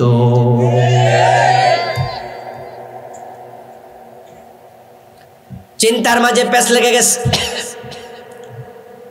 ও প্রিয় ভাই, মানুষ ছিল মাটি থেকে, আদম নবী আল্লাহ ওনাকে মাটি দিয়ে বানাইছে, পরবর্তীতে আমরা ওনার থেকে হইছি। মানুষ সৃষ্টির রহস্য আল্লাহ নিজে কোরআন মাজিদে বলেছে, লাকাদ খালাকনাল ইনসানা মিন সুলালাতিন মিন তিন মিন হামাইম মাসনুন মিন তিনিল লাযিব মিন সালসালিন কাল ফাখার মিম্মা ইনদাফিক يخرج من بين الصلب والترائب وبث منهما رجالا كثيرا ونساء। এই হলো আদম সৃষ্টির রহস্য, মানুষ সৃষ্টির রহস্য। আল্লাহ রাসূল ব্যাখ্যা করে জানান, আদমকে 60 গজ লম্বা করে আল্লাহ মাটি দিয়া বানাইছে, ওই মাটির মাঝে রূহ ফুঁকে দিছে, 1 সেকেন্ডের ভিতরে মাটির দেহ মাংসের দেহে পরিণত হয়ে গেছে। আদম নবী শোয়া থেকে খাড়াইয়া গেছে, একটা হাসি দিলেন দাঁড়াইয়া, তারপরে প্রথম শব্দ মুখ থেকে যেটা বের হলো সেটা ছিল আলহামদুলিল্লাহ। আদম আলাইহিস সালামকে আল্লাহ জান্নাতে দিলেন, উনার বাম পাজরের হাড্ডি থেকে মা হাওয়াকে বানালেন, তারপরে মা হাওয়া বাবা আদম দুইজনের মাঝখান থেকে কোটি কোটি মানুষ দুনিয়ায় ছড়াইয়া দিলেন। এই হলো মানুষ সৃষ্টির রহস্য। এখন বান্দরটা ঢুকলো কোন ফাঁকি দিয়ে? কোনো ফাঁকটাক আছে? আপনারা বলেন, বান্দর ঢুকার কোনো ফাঁক ফোকর আছে? তো এইটা ফাইলো কেমন?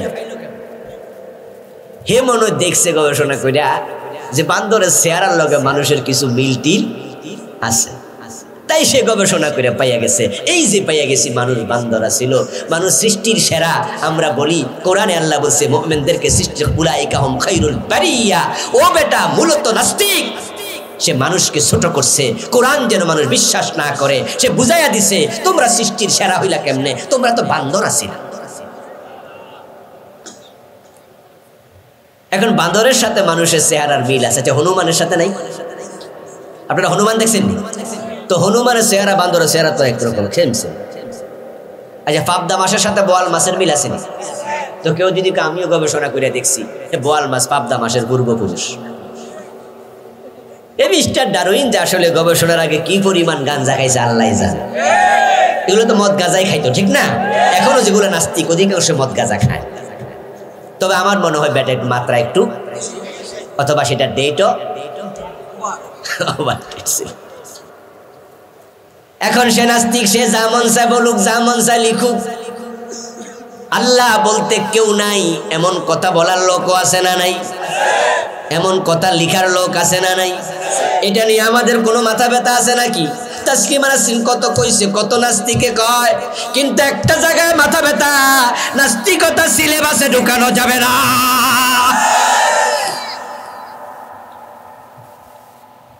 মিস্টার ডারউইন তো কত আগে কইছে বিবর্তনবাদের থিওরি, আমরা এগুলা নিয়ে তো বক্তৃতা মাঠে ময়দানে দিতাম না, কিন্তু এটা যখন সিলেবাসে ঢুকাইছে তখন থেমে থাকার সুযোগ আর নাই। যে লোকটা বিশ্বাস করবে মানুষ বাদর ছিল, কোরআনের সবগুলো আয়াত অস্বীকার করে সে কাফের হয়ে গেল।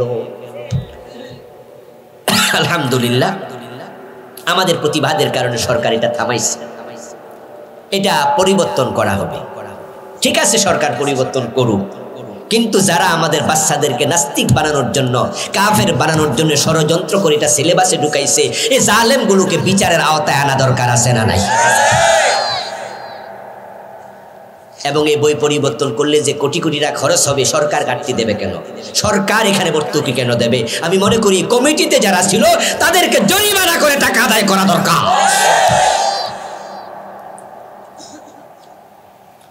আমার প্রিয় ভাইয়েরা, যে 10 কারণে ঈমান ভেঙে যাবে তার মাঝে একটা হলো কুফর, দ্বিতীয়টা শিরিক, শিরিক নিয়ে আমার আগে হুজুর আলোচনা করছে, আরেকটা হলো নিফাক, এটা হলো 3 নাম্বার। বলুন তো বাংলাদেশে মুনাফিক আছে না নাই? বরং মুনাফিকের সংখ্যা মুমিনের চেয়েও বেশি। এই মুনাফিকগুলোর কারণেই কোরআনের আইন কায়েম হয় না। আচ্ছা, কোরআন কি কোনো দলের কিতাব? কোনো দলের কিতাব? তাহলে কোরআনের পক্ষে কথা বললে দলের ভিতরে ট্যাগ লাগাইয়া দেয়, ঠিক না? কোরআনের আইনের কথা কইলেই আপনার একটা দলে ঢুকাই দিবে, আর ওই দলে ঢুকাইলে মামলা দিতে সোজা, ঠিক না? তখন আর হিসাব দেয়া লাগে না। এই জন্য আপনি কোরআনের আইনের পক্ষে কথা বলবেন, ট্যাগ লাগাই দিবে, উনি মন্তব্য করে। আমার বন্ধু, কোরআন তো কোনো দলের কিতাব নয়। এবার আপনারা একটু বলুন তো, কোরআনের মাঝে সমৃদ্ধি উন্নতি আছে না নাই? শান্তি শৃঙ্খলা আছে না নাই? দারিদ্রতা বিমোচনের নীতি আছে না নাই? এই কোরআন তো সবার জন্য কল্যাণকর, সবার জন্য উপকারী, হিন্দু বৌদ্ধের জন্য উপকারী। তোমরা মানুষেরা যে আইন বানাইছো, কোরআনে যে আইন আছে, এই 2 আইনের পার্থক্য আকাশ এবং জমিন। কোরআনের মতো উত্তম কোন আইন আর কোথাও নেই। এই 50 বছরের বাংলাদেশে তোমরা আইন বানাইছো, এ পর্যন্ত তোমরা 17-18 বার আইন সংবিধান চেঞ্জ করছো, কারণ এটা আজকে দরকার, কালকে এটা দরকার নাই, আজকে উপযোগী কালকে অনুপযোগী। কিন্তু কোরআনকে সংবিধান যদি বানাইতা, কিয়ামত পর্যন্ত পরিবর্তনের প্রয়োজন হতো না।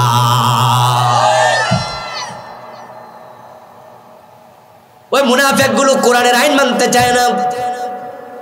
আল্লাহ তাআলা এটা কোরআনে বলছে, ইদা কিলা লাহুম তাআলাউ ইলা মা আনজালাল্লাহু ওয়া ইলার রাসূল রাআইতাল মুনাফিকিনা ইয়াসুদ্দুনা আনকা সুদুদা। ও প্রিয় নবী, যখন বলবেন কোরআনের কাছে আসো, হাদিসের কাছে আসো, আমরা এটা দিয়া হুকুম দিতে চাই, আইন বানাতে চাই, যারা মুনাফিক তারা আস্তে করে পাশ কেটে চলে যাবে, আপনার সাথে কোরআনের আইনের ব্যাপারে একমত হবে না। আজকের মাহফিলে আপনারা যে কয়জন আছেন, আমি দয়া করে একটু কথা বলার অনুরোধ করছি, বুঝে শুনে বলবেন কোরআনের আইন দরকার আছে না নাই? এর পক্ষে আপনারা আছেন না নাই? তাহলে এখন থেকে ব্রিটিশ আইনওয়ালাদের পক্ষে যাওয়ার জায়েজ হবে? যদি যান আপনিও মুনাফিক, আপনিও মুনাফিক, কোনো কথা নেই। ও প্রিয় ভাই, আল্লাহর আইনের পক্ষে থাকবেন না। আল্লাহ নিজে কয় রাআইতাল মুনাফিকিনা ইয়াসুদ্দুনা আনকা সুদুদা। হে কত বড় হাজী সাহেব, পীর সাহেব হুজুর, একবার এলাকার ইমাম সাহেব হুজুর, যে মাত্র বলবেন হুজুর কোরআনের আইনের পক্ষে কিছু ওয়াজ করেন, তো ভাই এগুলো এখন ঝামেলা করেন না তো, আমার চাকরি খাইয়েন না ভাই, ঠিক না? কোরআনের আইনের পক্ষে ওয়াজ করলে মামলা টামলা খাইতে পারি, চাকরি টাকরিও চলে যেতে পারে, এই দরকার নাই। এই জন্য এই হুজুররা কি করে, সারা বছর নামাজ রোজা জিকির আজকারের ওয়াজ করে। উনি যখন খুতবা দিতে ওঠে আধা ঘন্টা 30 মিনিট ওয়াজ করে, মুসল্লিরা ওয়াজ শুরু করলে বোঝে কি আর কইব, গত জুমায় তো শুনছি, তাই হেলান দিয়া 30 মিনিট ঘুমাইয়া লয়, এমন মুসল্লিও আছে। হুজুর জুমার দিন ওয়াজ শুরু করছে আর মুসল্লি ওয়ালের লগে হেলান দিয়া সুন্দর করে নাক ডাকা ঘুমাচ্ছে। মুয়াজ্জিন যখন আল্লাহু আকবার কয় তখন লইরা মইরা উঠা কয় আরে টাইম হইছে, কারণ উনি ওয়াজ 4-5টা ঠিক করে নিছে, এমন ওয়াজ করবো যেন কারো গায়ে না লাগে। কোরআনের আইনের পক্ষে ওয়াজ করলে একটু ঝামেলা আছে কিনা? রাসূল যদি আইনের ওয়াজ না করতো, পাথর খাওয়া। যেই জামানায় কোরআন এসেছিল সেই জামানায় ছিল মারামারি, হানাহানি, অশান্তি, উশৃঙ্খলতা। মানুষ সারাদিন কিলাকিলি মারামারি করত, যে যাকে হত্যা বেশি করত, যার হাতে মানুষ বেশি মারা যেত তাকে তত বাহাদুর বলা হতো। কোনো সুন্দরী যুবতী বাবার বাড়ি থেকে শ্বশুর বাড়ি 5 কিলোমিটার যদি একা একা হেঁটে যেত, পথের মাঝে একাধিক বার ইজ্জত হারাইতো। গলায় কানে হাতে গহনা আছে, স্বর্ণের গহনা, রূপার গহনা, ডাকাতের দল লুটেরার দল কেড়ে নিয়ে যেত, ইজ্জত কেড়ে নিত। কোলে যদি শিশু সন্তান থাকতো, কোলের বাচ্চা পর্যন্ত মেলায় নিয়ে দাস বানাইয়া বেচে দিত। এই যুগের নাম আইয়ামে জাহিলিয়া। কোরআন তখনই এসেছে। ইজ্জতের নিরাপত্তা নাই, সম্পদের নিরাপত্তা নাই, কোলের শিশুটার নিরাপত্তা নাই। কিন্তু কোরআন আসার পরে নিরাপত্তা কাকে বলে আমরা দেখেছি। অর্ধ দুনিয়ার সম্রাট ওমর গাছতলায় ঘুমায়া থাকে, কোনো বডিগার্ড প্রয়োজন হয় না, ঠিক না? ঠিক। শান্তি কাকে বলে? আপনারা সবাই শান্তি চান তো? শান্তি চাইলে কোরআনের আইন কেন কায়েম করে না? কেন করে না? কোরআনের আইনের মাঝে আছে সমৃদ্ধি। কোরআন যে যুগে এসেছিল ওই যুগে মানুষ না খায়া থাকতো 2 দিন 3 দিন। রাসূল নিজেও খাইতে পায় নাই, রাসূলের পরিবার খাইতে পায় নাই। হযরত আবু হুরায়রা বলেন, আমি 3 দিন লাগাতার না খাইয়া মসজিদ নববীর বারান্দায় পড়েছিলাম, খাবার নাই।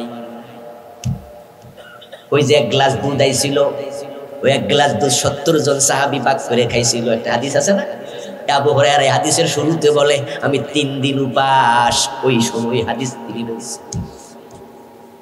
কিন্তু যখন কোরআন সমাজে প্রয়োগ হয়ে গেল, কোরআন মানুষ মেনে নিল, কোরআনের আইন কায়েম হলো, তখন অর্ধ দুনিয়ার সম্রাট ওমরের যুগে, কেউ কেউ বলছে না ওমর ইবনে আব্দুল আজিজের যুগে, যাকাত বিভাগের কর্মচারী যাকাতের টাকা কাঁধে নিয়ে হাঁটে, যাকাত খাওয়ার লোক আর পুরা অর্ধ পৃথিবীতে নাই। কোরআনের আইনের পক্ষে থাকবেন না, আপনি মুনাফিক। মুনাফিকের আলামত বাংলাদেশে 3টা, খুব বেশি প্রচার। কথা বললে মিথ্যা বলবে, আমানত রাখলে খেয়ানত করবে। এই বইতে আমি লিখছি মুনাফিকের আলামত 28টা, তো বাকি 25টার খবর কি? যে 3টা আপনারা জানছেন, এই 3টা কিন্তু ঈমান যায় না। এটা মুনাফিকে আমলি, এটাতে ঈমান যায় না, ঈমানে খতরা হয়, খলল হয়। মিথ্যা কথা বললে আমরা কেউ কাউকে মুনাফিক বলিনি, কাফের বলিনি, ঈমান নাই বলিনি। আমরা বলি মুনাফিকের একটা আলামত তোর ভিতর আছে, ঠিক না? ওয়াদা লঙ্ঘন করছে কাফের, আমানত রাখছেন টাকা মাইরা খাইছে কাফের হয়ে গেছে।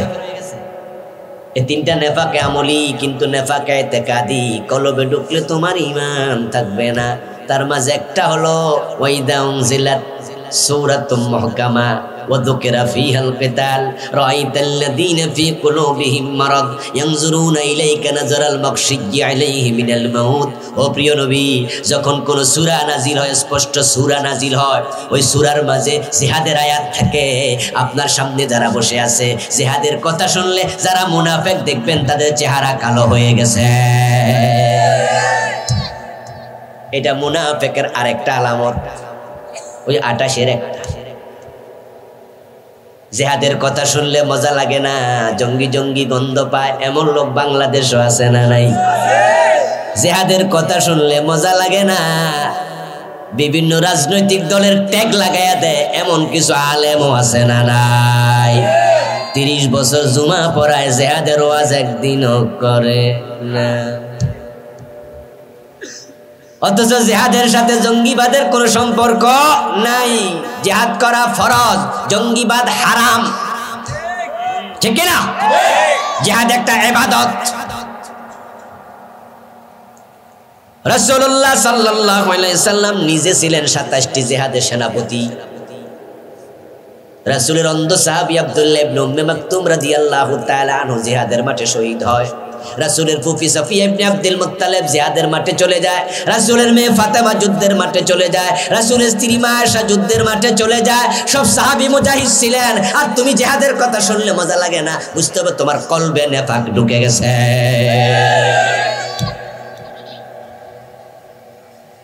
এইভাবে মুনাফিকের 28টা আলামত লিখেছি আমি। আজকে আর আমরা সামনে যাব না, রাত গভীর হয়ে গেছে। আগামীকাল ইনশাআল্লাহ আবার মাহফিল আছে। আমাদের মুহাদ্দিস রফিকুল্লাহ আফসারী ভাই আসবেন, চমৎকার ওয়াজ করেন, টক মিষ্টি ঝাল, ওনার ওয়াজে সব একসাথে পাওয়া যায়। তো কালকে আপনারা আবার আসবেন, আমি আহ্বান করছি আসার জন্য। আর আমার লিখা 6টি বই ড্রাইভার সাহেবের কাছে আছে। শিরকের উপর একটা আছে, 29টা শিরিক লিখেছি। বেদাতের উপর একটা আছে, বাংলাদেশে চলমান 38টা বেদাত লিখেছি। সালাত নিয়ে ঝগড়া চলছে, হালে হাদিস আর হানাফি। আমি একটা বই লিখেছি আরো 3-4 বছর আগে, হাদিসের বৈচিত্র্য, পূর্ণাঙ্গ নামাজ, সব মাসলাকের হাদিসগুলো একসাথে এনে দিয়েছি, ঝগড়া যেন আর না হয়। ব্যক্তি ও পরিবার নিয়ে লিখেছি, মেয়েরাজ নিয়ে লিখেছি। বইগুলো সংগ্রহ করবেন, আছে আমার কালো গাড়িটা এদিকেই, নেবেন।